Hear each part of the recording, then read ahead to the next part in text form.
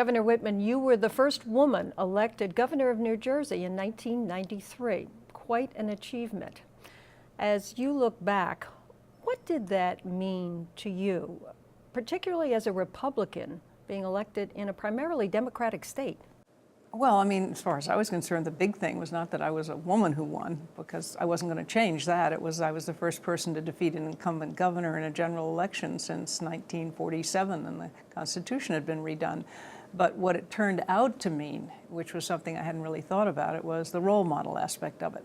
The number of parents who would say, my daughter now thinks she can do anything, and other parents who said, my son thinks only a woman can be governor, as well as giving other women an opportunity to be in positions that have been traditionally held by men and show that women can do just about anything.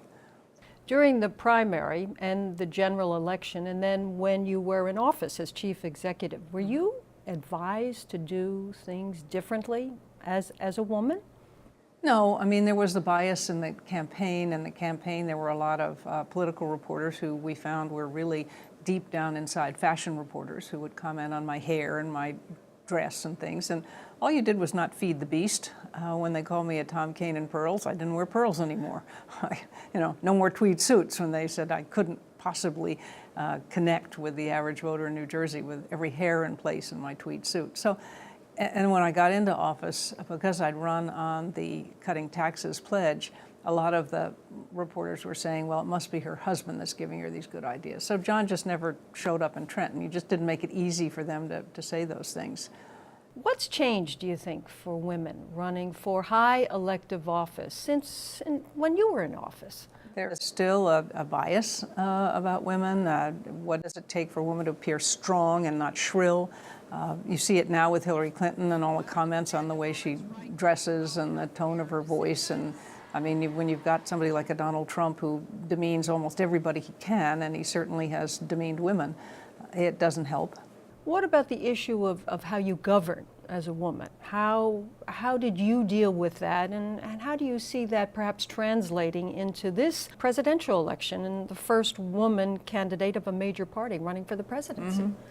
Well, in general, and the minute you generalize, you find exceptions to the rule, but I find in general that women are a little more collaborative than their male counterparts. They're not quite as concerned about getting credit for an idea if it doesn't come out of the legislature exactly the way you sent it in, as long as you've made progress and you're now addressing an issue that hadn't been addressed before, that's fine. I can remember several times when we got pieces of legislation done and the throw-off would be in the op-eds, well, it wasn't the way she presented it. And my feeling was, no, but we now have something on juvenile justice. We now have something with standards in the schools. And it's the legislature's responsibility to dispose of these things and to where you work with them. So that kind of thing, I think, is something I've noticed about women. And I believe even with Hillary Clinton, even with her record, her time in office, the amount of exposure that she has had to governing, that hers will be a collaborative, certainly more than this president. This president has surrounded himself with a very small coterie of people, and he doesn't seem to reach out at all. I suspect that she will, whether it's gender or experience, but she'll be doing it. Your thoughts on the historic nature of Hillary Clinton's run for the presidency. Will that bring out more women, do you think, to vote for her? I'm not sure it will. Women still hold women to a higher standard. They don't vote for another woman just because she's a woman.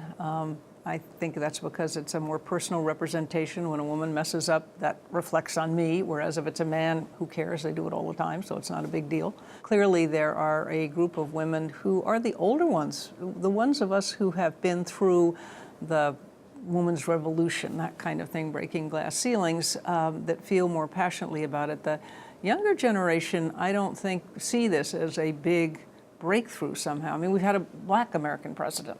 That, to many people, was a far bigger deal than a female, just because we've had such a bad history of race relations in this country.